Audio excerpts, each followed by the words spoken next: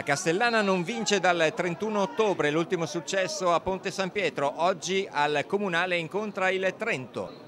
Urzio al calcio di punizione, c'è la sponda di Andriani e il gol di Belmonte, ma l'arbitro annulla per una posizione irregolare di Andriani. Guardate il fermo fotogramma, rimangono molti dubbi. L'intervento falloso di Acquadro che viene ammonito.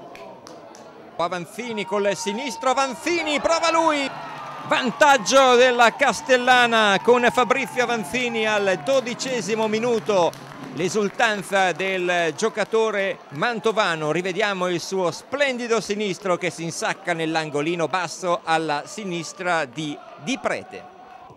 C'è Cra che effettua il traversone, Festa non trattiene il pallone, incredibile il pareggio del Trento con Steinhaus al 26°, ma si tratta di un regalo confezionato dal portiere Festa che non trattiene il pallone.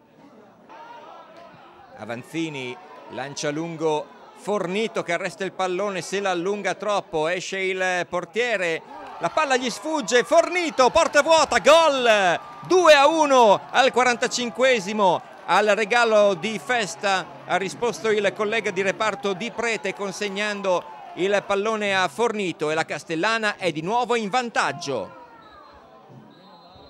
Parte la punizione di Burzio, stacca Lampugnani, 3-1 per la Castellana, ma l'arbitro annulla su segnalazione del guardaline.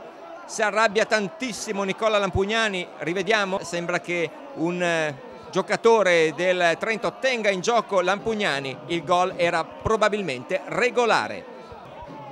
Tumiolo prova a mettere la palla in mezzo all'area, attenzione il palo clamoroso di Morano, vicinissimo al pareggio il Trento.